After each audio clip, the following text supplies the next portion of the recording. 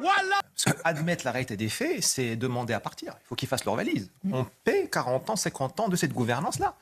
L'impunité, la justice qui veut réinsérer, le sursis, le stage de citoyenneté, la diversité mal gérée. Il y a une bonne diversité. Il y a des flics qui sont noirs et arabes et ont certainement été castagnés.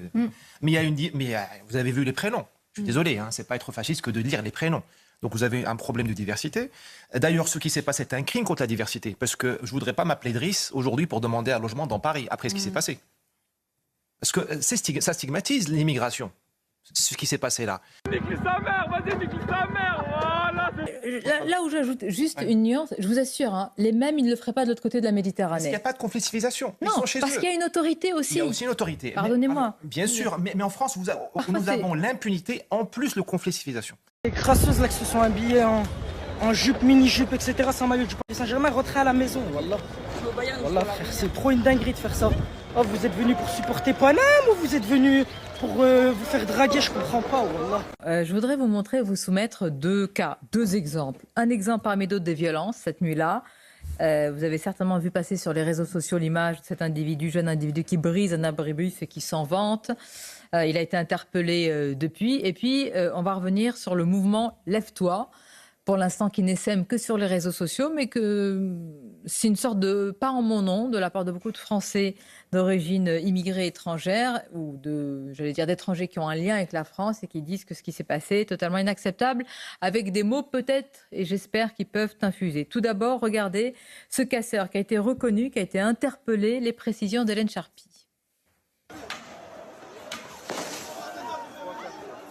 Sur cette vidéo devenue virale, on voit ce jeune casseur s'acharner sur un abribus des Champs-Élysées le soir de la victoire du PSG en Ligue des Champions. Reconnu notamment grâce à ses cheveux longs, il avait expliqué son geste sur TikTok. Vous avez vu la vidéo, elle a tourné partout.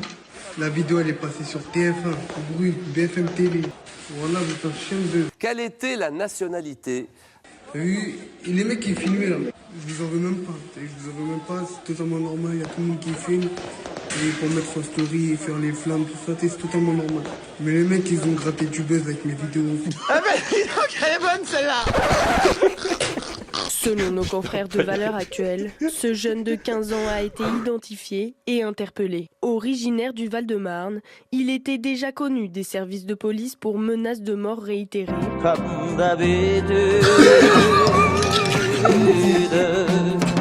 Selon l'enquête en cours, il serait aussi impliqué dans l'attaque d'une vitrine de luxe sur les Champs-Élysées. Une attaque dont le préjudice est estimé à près de 150 000 €. Menace de mort réitérée, recel de vol. Voilà pour cette partie. Regardez maintenant ce mouvement, Lève-toi. Alors certains disent qu'il n'essaime que sur les réseaux sociaux, mais c'est déjà pas mal. Pourquoi ? Parce que pendant des années ou récemment, lorsqu'il y a eu les émeutes, on attendait de telles prises de parole. Elles sont venues, écoutons-les avec Michael Dos Santos. Tu nous fais honte. Chaotique 747 est le visage du mouvement Lève-toi. Sur ses réseaux sociaux, le rappeur niçois a fustigé le comportement de nombreux casseurs après la victoire en Coupe d'Europe du PSG. Des Français issus comme lui de l'immigration.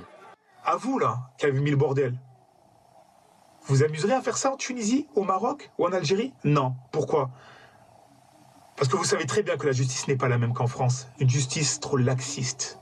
Suite à ce message, aux plus d'1 million de vues, le mouvement Lève-toi est rapidement. De nombreux internautes ont partagé le même sentiment. Après, vous allez dire oui, les musulmans, on est dans un pays raciste, tout ça. Pourquoi drapeau Palestine, Maroc, Tunisie, Algérie sur le nez en train de casser des vitrines, retourner des vélib et étrangler des pompiers? Pourquoi vous faites ça? À l'étranger, certains Français issus de l'immigration ont également tenu à se démarquer de ces émeutiers. C'est le cas de ce champion du monde de jiu-jitsu brésilien, domicilié aux États-Unis. On ne voit que des rebeux et des renois faire des conneries. Casser les arrêts de bus, monter sur des bus, brûler des voitures, arrêter des filles, les dépouiller. Il y a eu 2 morts. Les gars, c'est une honte. En fait, vous nous foutez la honte, frère. Reste à savoir si ce mouvement, cantonné pour le moment aux réseaux sociaux, va provoquer un électrochoc plus large au sein de la société française. On aimerait bien que ça infuse. En tous les cas, il y a plus de chances, Thérèse Galli, que ça infuse que des discours politiques déconnectés. Ce sont les Anglais. Ce sont les Anglais. Oui, oui, sacré Anglais. Et me tout pas, je m'en tape. Et me tout pas, je m'en tape. Et me tout pas, je m'en tape. Non, on ne touche pas les enfants. Ce sont les Anglais. Ce sont les Anglais. Ce sont les Anglais. Oui, oui, toujours les Anglais. Kevin ou pas, je m'en tape. Kevin ou pas, je m'en tape. Kevin ou pas, je m'en tape. On ne touche pas les enfants. Ce sont les Français. Ce sont les Français. Ce sont les Anglais de Nicolas Malone, disponibles sur YouTube et Spotify, iTunes, Deezer, l'hymne de la France des émeutes. Ah, ma jarretière. Ah, je perds ma jarretière. Ce sont les Anglais. Ce sont les Anglais. Ce sont les Anglais.